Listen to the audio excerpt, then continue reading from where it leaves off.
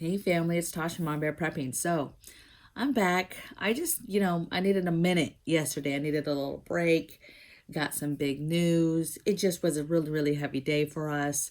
Just real quickly needed some time. So found out yesterday, we had the designer out here. It's about to be $25,000 for our new septic system to make it work.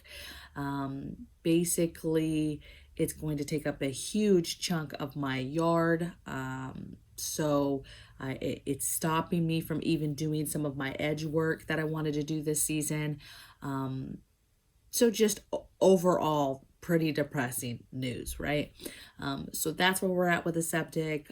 We did get some good news yesterday. Hubby did get a job offer, so he should start in a couple weeks after background check. And then we just spent the day being out and about, right? I was on a mission to find some cheaper options for raised garden beds. We went to Habitat for Humanity. We went to Tractor Trailer. We went to several other like local farmer type stores, feed stores. And we just kind of just looked around and took care of stuff yesterday. We really looked at chicken coops, and we looked at smaller options because we only plan to get possibly only 2 chickens, 2 or 3, right? We're kind of in a, I'm not going to say suburban because it's definitely not a suburban area. We're on the outskirts, but we have neighbors, right? And we're new to this. And so we're not trying to chew off more than we can chew for now, okay? Especially with what's going on. So we just enjoyed ourselves yesterday as much as we could, okay? And I'm bringing up this video and giving you these 8 things that have to do with food because, things are going to get very, very hard here for a lot of people soon. And when I say soon, that could be tomorrow or that could be this summer. But it's the writing's on the wall. It's inevitable. It's coming. And all the things that I have on this list, I kind of handled or thought about yesterday as I was out and about. Okay. And so I'm going to kind of show you my thought process. So here's 8 things that you can do right now that I think are super important to think about at a minimum in regards to food priorities, food goals, things of that nature to prepare. Okay.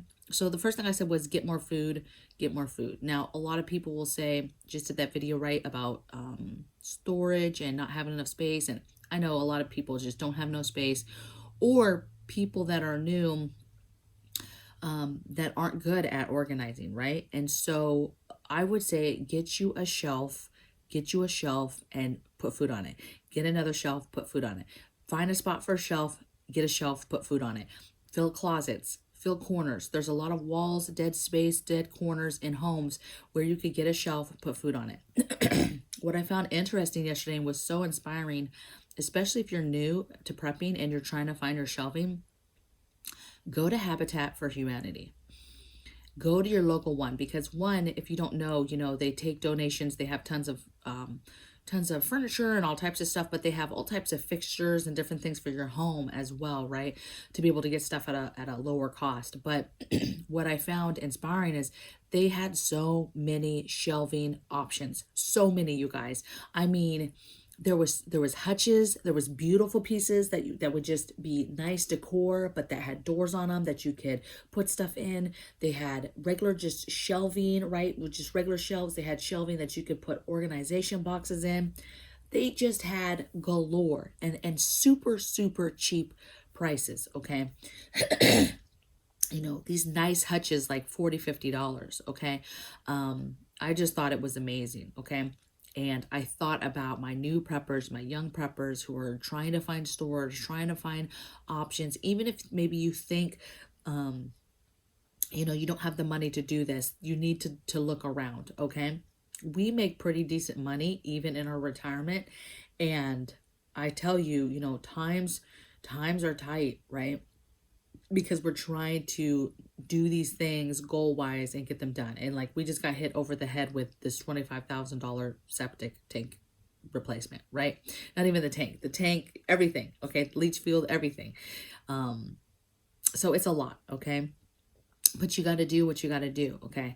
And food and finding shelving to be able to do that, it takes a little bit of uniqueness sometimes, but you can do it. Second thing I have is get your buckets, get your Mylar, do bulk, um, get these things in bulk. Things for like bread making, tortilla making. So you need to get, I would say jars. There's other ways that you guys can store this stuff, but I'm talking bulk. You need to think bulk. You need to go get 25 bags of flour, of salt, of sugar, of yeast, of cornmeal, corn flour, the good corn flour, right? It has the authentic kind, not the American corn flour. That's just a really thinner version of like cornmeal. But get these products and get them in bulk so that you can make fresh tortillas, fresh bread, fresh fried bread, fresh regular bread, sandwich bread, all of that. You have the ingredients to do that. So, a lot of people are making, preppers that have been doing this for a while think a little bit further, right? And get the whole ingredients, the whole, hey, you got to get the grain, you got to get the milk grain, whatever. But I started to think like, no, everyday people, right, that aren't versed and aren't into this, right, and are new to this, right? And so the simple thing, and it's kind of short term when you talk about long term SHTF, right, like total collapse, but getting a 5-gallon bucket of flour is an amazing feeling. And then you have that, okay, that you can make bread from, open up and make bread from. And there's several ways you can do this. You can do, a lot of people just put ingredients straight raw into buckets, food grade buckets, and keep it that way. Some people put it in Mylar bags, 5-gallon Mylar bags.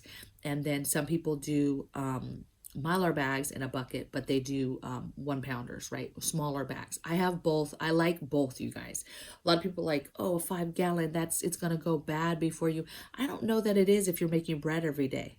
Okay, because if you're pulling out your 5-gallon bucket of flour, that means it's dire and you're like actually making stuff every day with it. You know what I'm saying? So, but get that stuff, get it in bulk. Okay, so flour, sugar, salt, yeast, cornmeal, any of that stuff. Get it in bulk and get it now, okay? Baking soda, baking powders, you want stuff to be able to bake, but really it comes down to what are the least amount of ingredients you want to make your favorite breads. Get on right now and look at recipes. Try different bread recipes. Try, I'm about to do one, a Navajo fry bread or whatever. I'm about to try that one. I just try different things, see what your family likes, and start making it to go with your soups and stews, okay? But get that stuff in bulk now. That's what you need to be doing. Number 3 is get your oils. So oil is going to be a problem, you guys. Sunflower oil, corn oil, olive oil, like you've got vegetable oil, you've got to get your oil. So make sure you get your oils, make sure you're stocked up on oils, get you a variety, but get the oils that you like for cooking.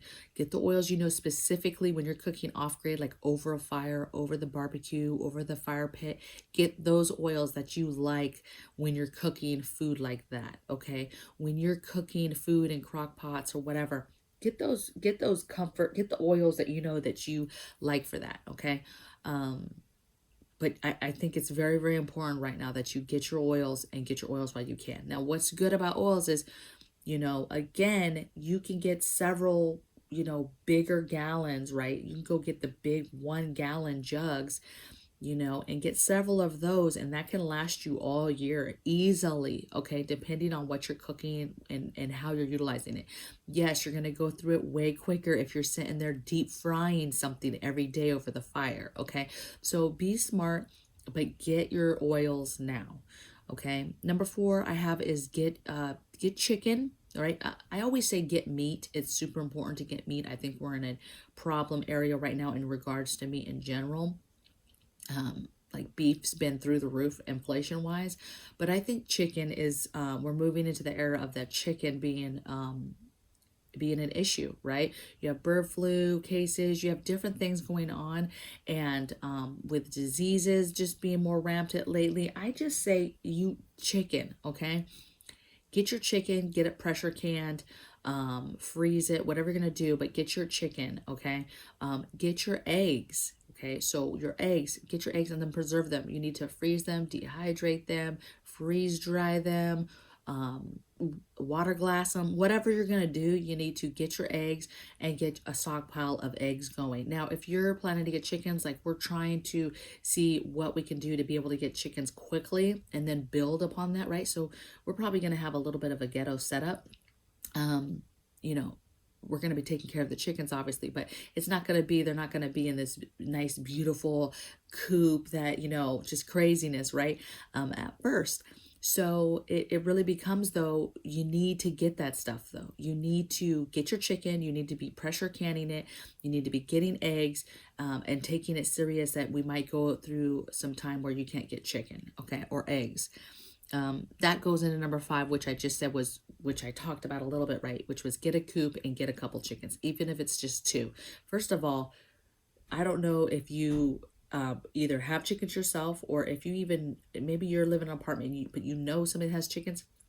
Chickens lay eggs, baby, okay? So it doesn't take that many chickens for you to be, drowning in eggs and having to preserve eggs like crazy because those stinking chickens are laying eggs, okay?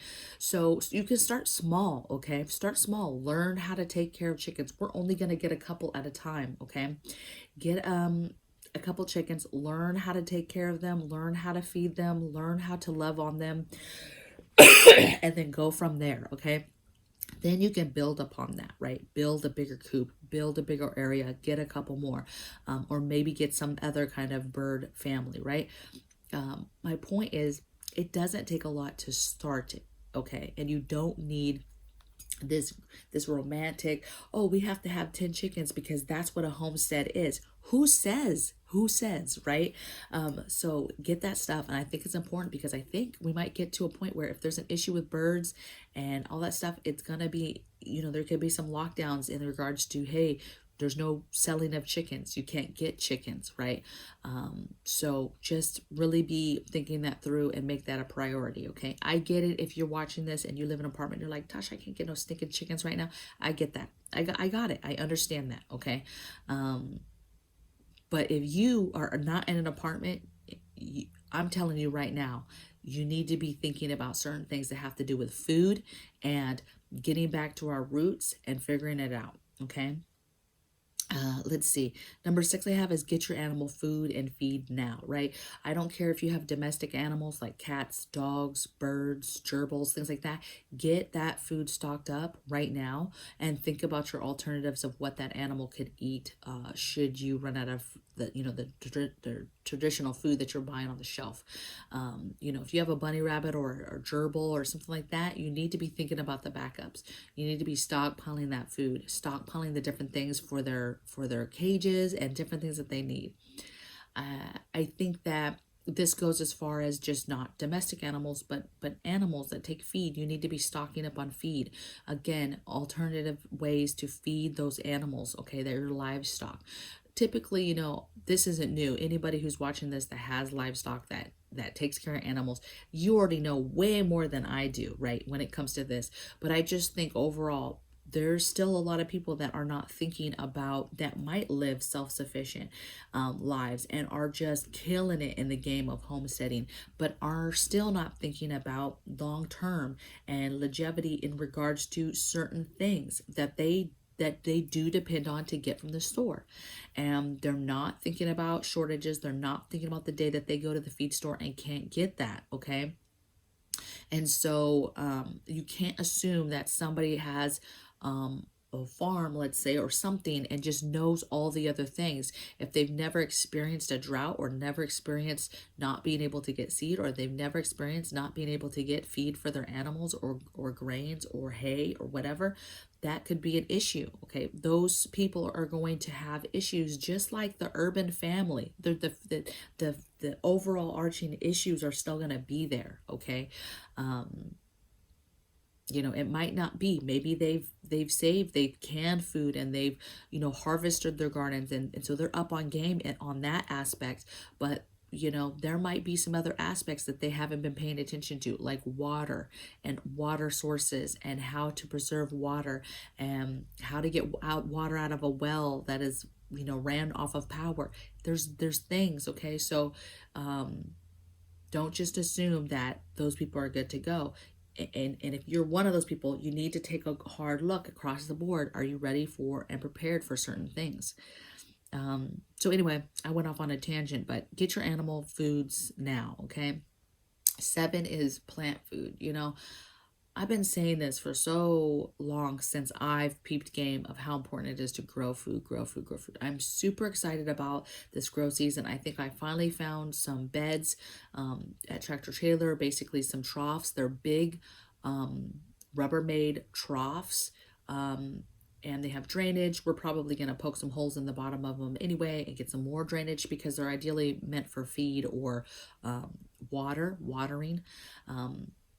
So we're going to bring them home. Hubby's going to go get them today, kind of lay them out, see how they're going to work. Just because we had to get some cheaper options, some different options, okay? So we'll see how that works. But you've got to get going on food. Start with herbs. Do something small, but it's addictive. It's like pressure canning food. You get addictive once you start doing it. Dehydrating food, you get addictive once you start doing it. So just start doing the things. Just plant a few things. Start some seeds right now in your home and in some solo cups and just see what happens, right? It's exciting for everybody involved to see those seeds start to pop, okay? And then you just think, okay, now I need to incorporate food and put them in something bigger so that their roots can grow bigger. And then when the last frost comes, then it's exciting. You take it outside and you plant it, right? You transplant it and you see, you watch it grow, something that you grew with your own hands. It's very, very satisfying. And but it's important for survival, okay? And it's a learning curve. There's a steep learning curve, so you've got to get it started so you can really get into it, okay? Last thing I have it has to do with food a little bit, but this is get your coffee, get your teas, okay? I think it's very important where we're going with things that depending on no matter what happens during the board, you need to have your hot beverages in order, right? Coffee's morale, right? It gets you going in the morning. Teas, it makes you feel better. Warm drink is important for when you're not feeling well, when you're ill, for morale, to give you a little bit of energy, a little bit of boost. I just think that it's super, super important to get those things and get them stocked. Just like anything, we're running low on shortages on everything. And so I think that when it comes to things like liquor and coffees and things that a lot of Americans like and partake in, that it's important to get those things, okay? I think that what's really important too in the aspect of tea and coffees is get all your extras that go with that, right? Your honey, your creamer, your different things, and then get your grid down ways to make it. Practice grid down making coffee. Practice grid down making your teas, heating up water. Just go through your things and make sure you have pots and different ways to boil some water to be able to do some coffee, do some teas. Teas, they last forever. Vac seal those babies, you're good to go. Coffee will last a very, very long time, but if it is instant coffee, it will last forever. If it's instant coffee in a glass jar, it will last forever, okay? You can buy instant coffee packs or little coffee packs, right? Single packs. There's just all types of stuff you can get, but you need to get this stuff and then practice making it, off grid. Okay, that's what I think is important.